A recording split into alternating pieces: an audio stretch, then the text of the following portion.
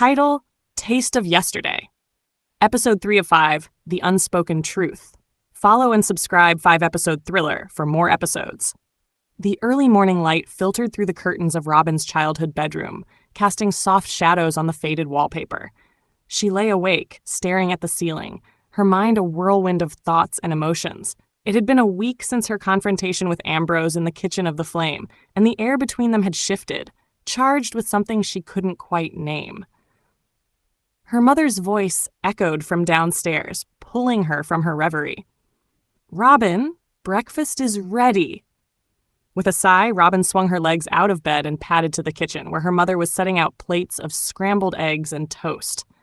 The familiar scent of coffee filled the air, grounding her in the present.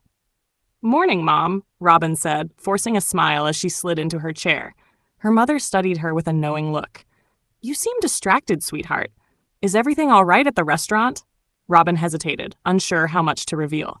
"It's complicated. Ambrose and I, there's history there, and it's hard to navigate." Her mother nodded, her expression softening. "I remember how close you two were. It's natural for things to be a bit messy after all these years." "Messy is an understatement," Robin muttered, poking at her eggs. "He thought I abandoned him, but I tried to reach out. It's like we're both carrying these old wounds, and they keep reopening." Her mother reached across the table, squeezing her hand. "Maybe it's time to have an honest conversation. Clear the air once and for all." Robin bit her lip, considering. "Maybe. But I'm not sure he's ready to hear it. Or if I am." At the Flame, the lunch rush was in full swing. Robin stood at the hostess stand, her smile practiced and professional as she greeted guests and managed the flow of the dining room. But her mind kept drifting back to Ambrose, to the tension that simmered between them like a pot left too long on the stove. She caught glimpses of him through the pass, his movements precise and commanding as he directed his kitchen staff. There was a raw intensity to him, a passion that bled into every dish he created. It was mesmerizing and infuriating. How could someone so talented be so infuriatingly closed off? As the afternoon wore on, a familiar face entered the restaurant, Lily Casablancas, Ambrose's younger sister. Her blonde hair was pulled into a sleek ponytail, and she wore a tailored blazer that screamed successful businesswoman. Robin's stomach tightened. Lily had always been a wild card, unpredictable and fiercely protective of her brother. "Robin!" Lily exclaimed, her smile bright but her eyes sharp. "I heard you were back in town. How's the job treating you?" Robin forced a casual tone. "It's good. Busy, but good." Lily leaned against the hostess stand, her gaze piercing. "And how's working with Ambrose? I imagine it's interesting." Robin hesitated, choosing her words carefully. "We're managing. It's been a while, so there's some adjustment." Lily's smile didn't reach her eyes. "I'm sure. Just remember, he's been through a lot. Don't mess with his head." The warning hung in the air, unspoken but clear. Robin nodded, her throat tight. "I'm not here to cause trouble, Lily." "Good," Lily said, her tone softening slightly, "because he doesn't need any more heartbreak." Before Robin could respond, Lily turned and sauntered towards the bar, leaving Robin with a knot of unease in her chest. That evening, after the dinner service had wound down, Robin found herself alone in the dining room, wiping down tables and resetting for the next day. The restaurant was eerily quiet, the only sound the soft clink of silverware as she worked. She was lost in thought when the kitchen door swung open, and Ambrose stepped out, his chef's coat unbuttoned, revealing a plain white t-shirt beneath. His hair was tousled, and there was a wariness in his eyes that tugged at her heart. "Still here?"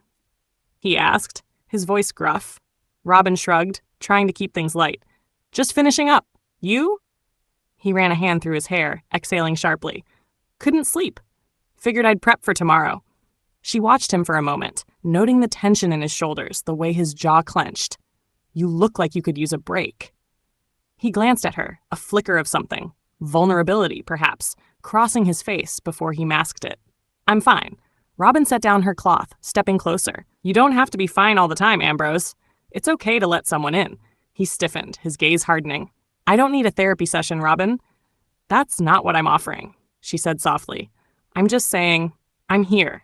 If you want to talk." For a long moment, he said nothing, his eyes searching hers. Then, almost reluctantly, he nodded. "All right, Let's talk. They sat at one of the empty tables, the dim lighting casting shadows across their faces. The air between them was thick with unspoken words, years of hurt and misunderstanding. Robin took a deep breath, steeling herself. I need to know why you never responded to my letters. I wrote to you, Ambrose, dozens of times, but I never heard back. He frowned, confusion etched on his features. I never got any letters, I swear. But I sent them, she insisted, her voice trembling. I poured my heart out to you, and it was like shouting into a void. Ambrose leaned forward, his hands clenched on the table. Robin, I didn't know. If I had, I would have written back. I would have... He cut himself off, his expression pained. After you left, I was a mess. I threw myself into cooking, into building this place. It was the only way I could cope. Robin's heart ached at the rawness in his voice. I'm so sorry. I never meant to hurt you. He shook his head, his eyes meeting hers with an intensity that stole her breath. It's not your fault. We were kids, caught up in something we didn't understand. She reached across the table, her fingers brushing his. Maybe we can understand it now. He didn't pull away, his gaze locked on their joined hands. Maybe. The moment stretched, fragile and electric. Then, slowly, he withdrew, standing up. It's late. You should go home. Robin nodded, disappointment mingling with hope. Good night, Ambrose. As she walked to her car, the night air cool against her skin, she couldn't shake the feeling that they were on the brink of something that could either heal them or break them entirely. The next day, Robin arrived at the Flame to find the restaurant in a state of controlled chaos. A food critic from a prestigious magazine was scheduled to visit that evening, and the staff was on high alert.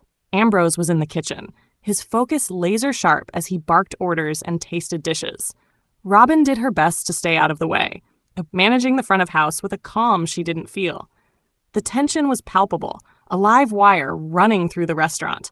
As the critic, a stern-faced woman with a notepad, took her seat, Robin's nerves spiked. This review could make or break the Flame, and she knew how much it meant to Ambrose. The service proceeded flawlessly, each course presented with meticulous care. But as the critic sampled the main dish, a frown creased her brow. She beckoned Robin over. Excuse me, but this steak is overcooked. I requested medium rare. Robin's stomach dropped.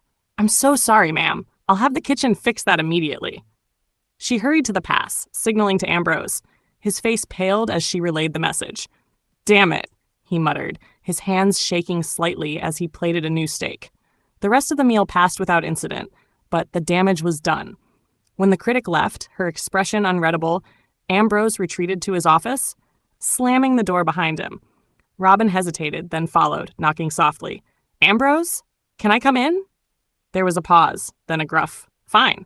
She entered to find him slumped in his chair, his head in his hands. I blew it, he said, his voice hollow. One mistake, and it's all over. Robin knelt beside him, her heart aching.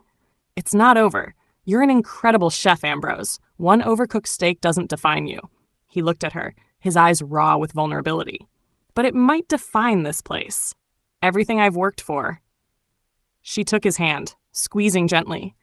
You're not alone in this. We'll get through it together. For a moment, he leaned into her touch, his defenses crumbling. Then, with a shaky breath, he straightened.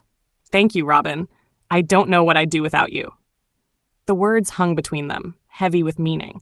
Robin's pulse quickened, but before she could respond, he stood, his mask slipping back into place. I should get back to the kitchen. As he left, Robin remained, her mind reeling. The walls between them were thinning, but the path ahead was still fraught with uncertainty. That night, as Robin lay in bed, her phone buzzed with a text from an unknown number. Curiosity piqued. She opened it. Meet me at the old oak tree.